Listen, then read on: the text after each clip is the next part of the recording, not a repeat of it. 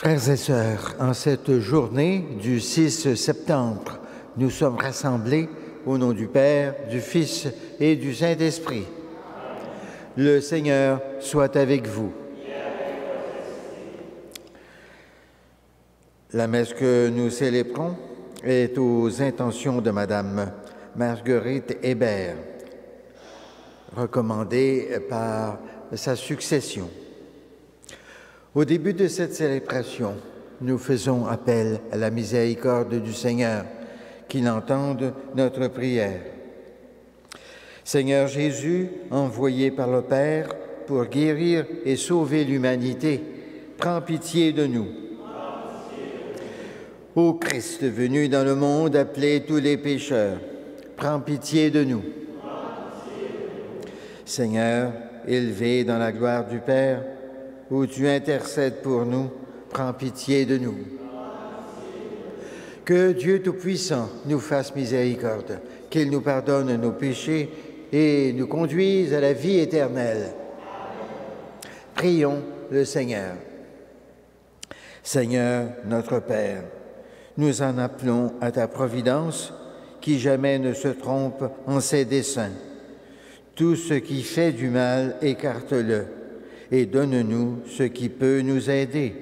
Par Jésus-Christ, ton Fils, notre Seigneur, notre Dieu, qui vit et règne avec toi en l'unité de l'Esprit Saint, pour les siècles des siècles.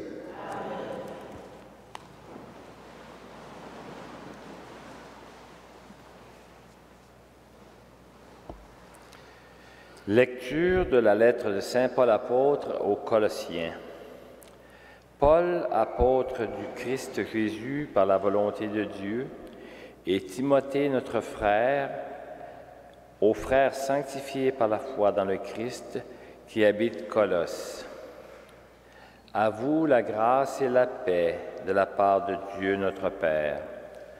Nous rendons grâce à Dieu, le Père de notre Seigneur Jésus-Christ, en priant pour vous à tout moment. Nous avons entendu parler de votre foi dans le Christ Jésus et de l'amour que vous avez pour tous les fidèles dans l'espérance de ce qui vous est réservé au ciel. Vous en avez déjà reçu l'annonce par la parole de vérité, l'Évangile qui est parvenu jusqu'à vous. Lui qui porte du fruit et progresse dans le monde entier, il fait de même chez vous. Depuis le jour où vous avez reçu l'annonce et la pleine connaissance de la grâce de Dieu dans la vérité. Cet enseignement vous a été donné par Épaphras, notre cher compagnon de service, qui est pour vous un ministre du Christ digne de foi. Il nous a fait savoir de quel amour l'Esprit vous anime.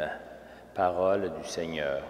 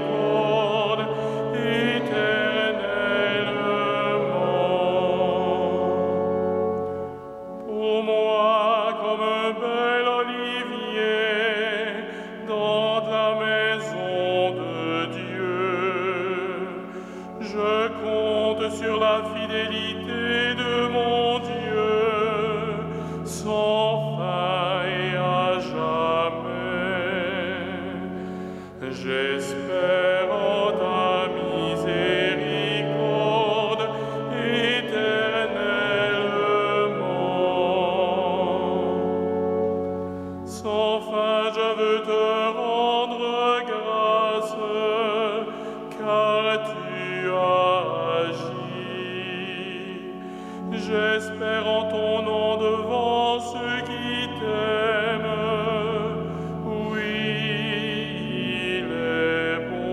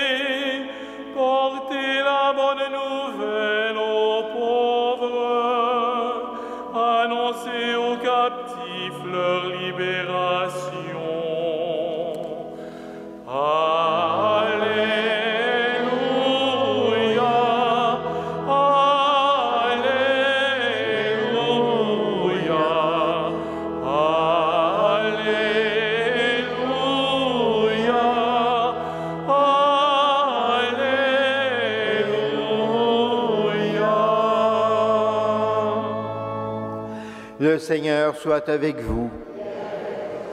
Évangile de Jésus-Christ selon saint Luc. Gloire. En ce temps-là, Jésus quitta la synagogue de Capharnaüm et entra dans la maison de Simon. Or, la belle-mère de Simon était oppressée par une forte fièvre, et on demanda à Jésus de faire quelque chose pour elle. Il se pencha sur elle, menaça la fièvre, et la fièvre la quitta. À l'instant même, la femme se leva et elle les servait. Au coucher du soleil, tous ceux qui avaient des malades atteints de diverses infirmités les lui amenèrent, et Jésus, imposant les mains à chacun d'eux, les guérissait. Et même des démons sortaient de beaucoup d'entre eux en criant « C'est toi le Fils de Dieu ». Mais Jésus les menaçait et leur interdisait de parler parce qu'ils savaient, eux, que le Christ c'était lui. Quand il fit jour, Jésus sortit et s'en alla dans un endroit désert. Les foules le cherchaient. Elles arrivèrent jusqu'à lui et elles le retenaient pour l'empêcher de les quitter.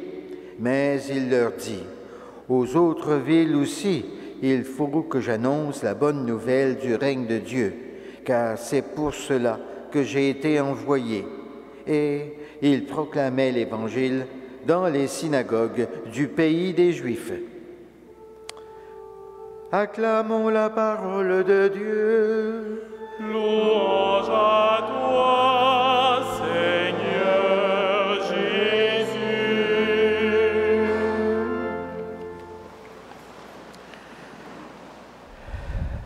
Frères et sœurs, dans ce récit d'Évangile, on souligne que Jésus quitte la synagogue de Capharnaüm. La synagogue, encore aujourd'hui, c'est la maison de prière des Juifs. Jésus avait donc l'habitude de fréquenter la synagogue pour participer à la prière communautaire, constituée de chants, de lecture de l'Ancien Testament et de commentaires. Ainsi, Jésus a médité, réfléchi, mémorisé et prié les mots de la Bible, et il était imprégné de la parole de Dieu pour la mettre en pratique. Et puis Jésus entra dans la maison de son apôtre Simon et il va guérir sa belle-mère qui avait une forte fièvre. Et plus tard, dans la soirée, Jésus va guérir les malades et les infirmes qu'on lui amène en leur imposant les mains, et aussi il chasse les démons qui se manifestent. Jésus se présente ainsi dans sa vocation de guérisseur.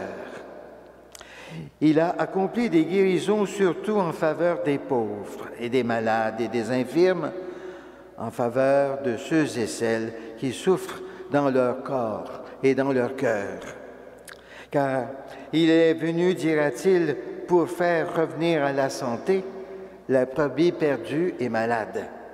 Ce ne sont pas les bien portants qui ont besoin du médecin, dira-t-il, mais les malades.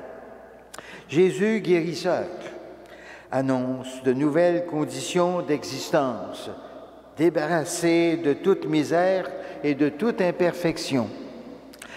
Les guérisons de Jésus sont un don de Dieu, un remède pour ceux qui sont malades, un geste de tendresse pour ceux qui sont esclaves du mal. Ils veulent commencer à transformer ce monde mauvais en un monde définitivement bon. Ils sont le signe que l'amour de Dieu s'est approché des humains que nous sommes d'une façon efficace pour renouveler toutes choses. Jésus a eu aussi la vocation d'enseignant et de maître, passant de ville en ville pour annoncer la bonne nouvelle du règne de Dieu, comme il le précise dans l'Évangile. Jésus s'est alors manifesté comme un maître puissant en parole, et des foules nombreuses le suivaient partout pour profiter de ses enseignements. On ira même jusqu'à dire « Jamais homme n'a parlé comme cet homme qui parle avec autorité et conviction ». Ainsi, Jésus enseigne à faire le bien, à combattre le mal. Il enseigne à nous aimer les uns les autres, en pardonnant et en étant miséricordieux et serviable. En tant que chrétiens et chrétiennes, nous sommes tous appelés à la suite de Jésus à soulager la misère des autres et à travailler à leur bien-être et à leur qualité de vie. Comme Jésus, nous sommes tous appelés à répandre la bonne nouvelle de l'amour et de la vie éternelle pour tous. En participant à cette Eucharistie ce matin, demandons au Seigneur d'avoir le courage et la conviction de nous mettre à sa suite. Amen.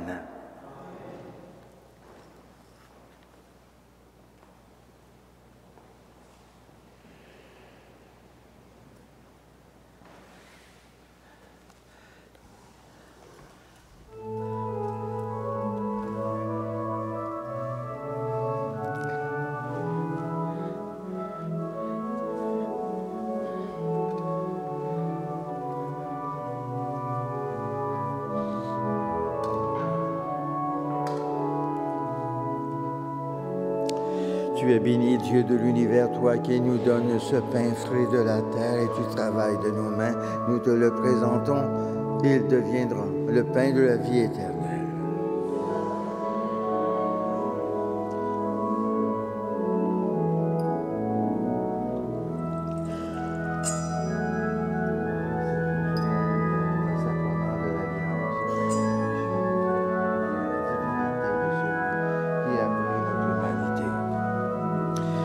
Tu es béni, Dieu de l'univers, toi qui nous donnes ce vin, fruit de la vigne et du travail de nos mains, nous te le présentons, il deviendra le vin du royaume éternel.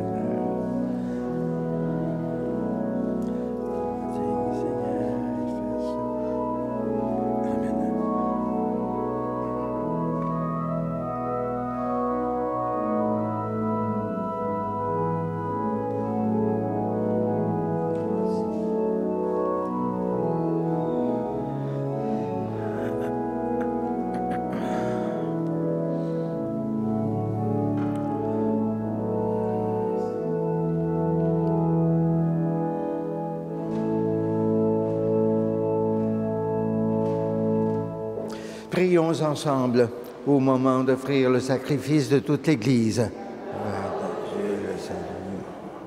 Confiants dans ton amour, Seigneur, nous venons à ton autel avec nos offrandes. Puissions-nous, par un effet de ta grâce, être purifiés dans l'Eucharistie que nous célébrons, par Jésus ton Fils, notre Seigneur, notre Dieu, qui vit et règne avec toi en l'unité de l'Esprit Saint, pour les siècles des siècles.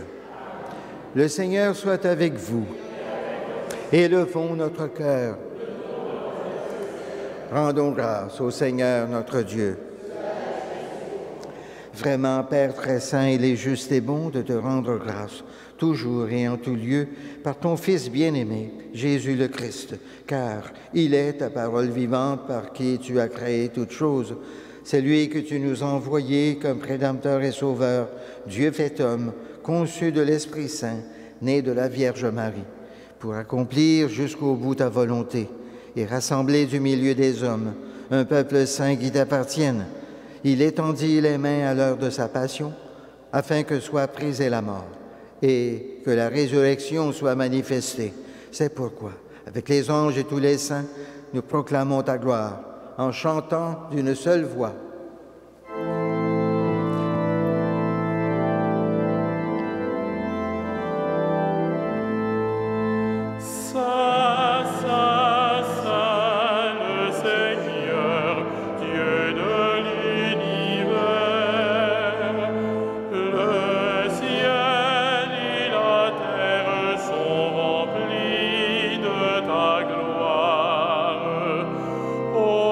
Hosanna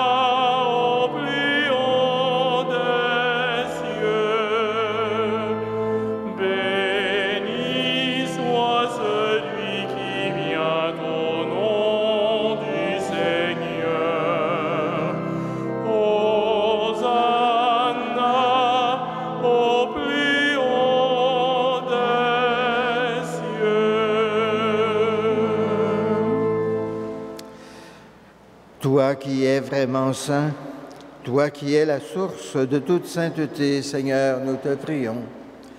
Sanctifie ces offrandes en répandant sur elles ton esprit, qu'elles deviennent pour nous le corps et le sang de Jésus le Christ, notre Seigneur.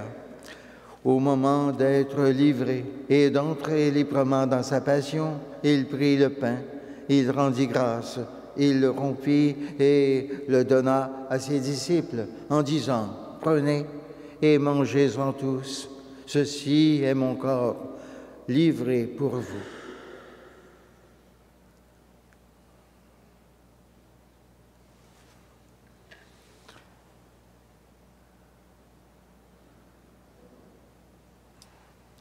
De même, à la fin du repas, il prit la coupe.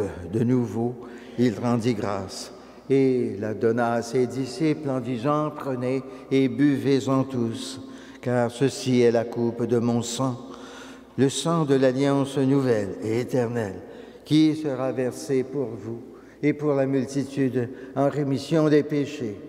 Vous ferez cela en mémoire de moi. »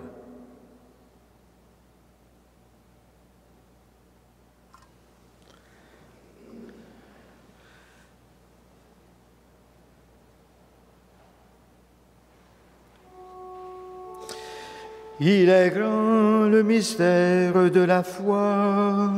Nous proclamons ta mort, Seigneur Jésus.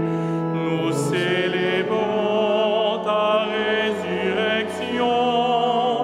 Nous attendons ta venue dans la gloire.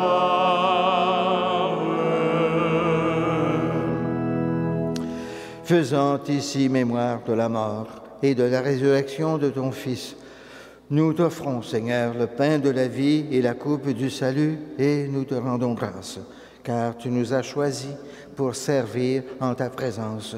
Humblement, nous te demandons qu'en ayant part au corps et au sang du Christ, nous soyons rassemblés par l'Esprit Saint en un seul corps. Souviens-toi, Seigneur, de ton Église, répandue à travers le monde. Fais-la grandir dans ta charité avec notre pape François, notre évêque Christian et tous ceux qui ont la charge de ton peuple. Souviens-toi aussi de tous nos frères et sœurs qui se sont endormis dans l'espérance de la résurrection et de tous les hommes qui ont quitté cette vie. Reçois-les dans ta lumière, auprès de toi. Sur nous tous, enfin, nous implorons ta bonté.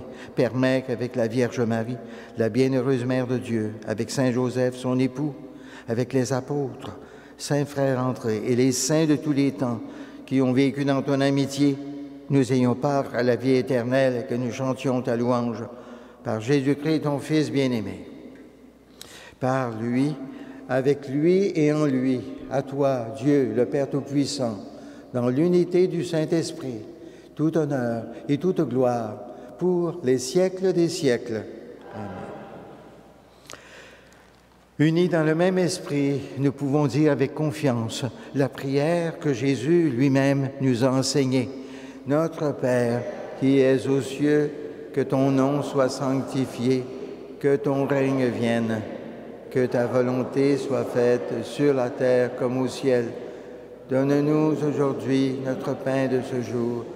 Pardonne-nous nos offenses, comme nous pardonnons aussi à ceux qui nous ont offensés. Et ne nous soumets pas à la tentation, mais délivre-nous du mal. Délivre-nous de tout mal, Seigneur, et donne la paix à notre temps. Par ta miséricorde, libère-nous du péché.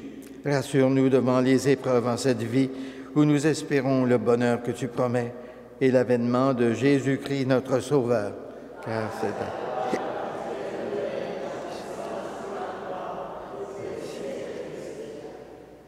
Seigneur Jésus-Christ, tu as dit à tes apôtres, « Je vous laisse la paix, je vous donne ma paix. Ne regarde pas nos péchés, mais la foi de ton Église, pour que ta volonté s'accomplisse. Donne-lui toujours cette paix et conduis-la vers l'unité parfaite, toi qui règnes pour les siècles des siècles. Que la paix du Seigneur soit toujours avec vous. Amen.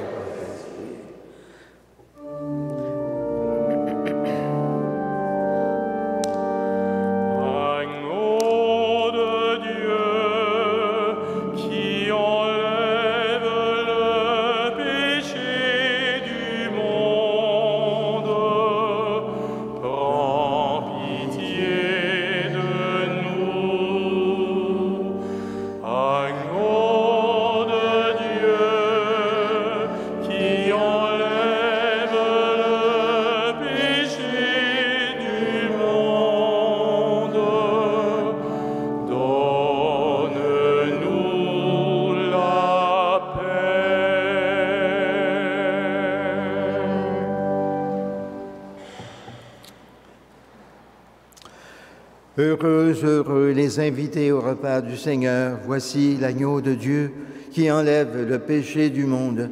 Seigneur, je ne suis pas digne de te recevoir, mais dis seulement une parole et je serai guéri.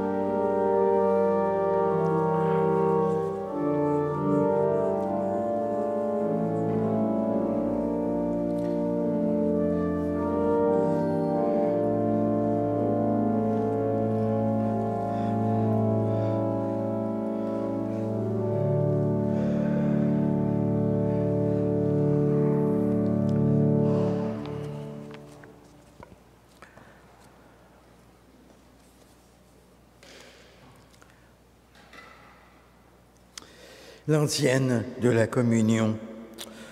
Je t'appelle, mon Dieu, car tu peux me répondre. Écoute-moi, entends ce que je dis. Prions le Seigneur. Guide-nous, Seigneur, par ton esprit, toi qui nous as donné le corps et le sang de ton Fils. Accorde-nous de te rendre témoignage non seulement avec des paroles, mais aussi par nos actes, et nous pourrons entrer dans le royaume des cieux, par Jésus ton Fils, notre Seigneur, notre Dieu, qui vit et règne avec toi en l'unité de l'Esprit Saint, pour les siècles des siècles. Le Seigneur soit avec vous, et que Dieu Tout-Puissant vous bénisse tous, le Père, le Fils et le Saint-Esprit. Allons dans la paix et dans la joie du Christ. Grâce à Dieu.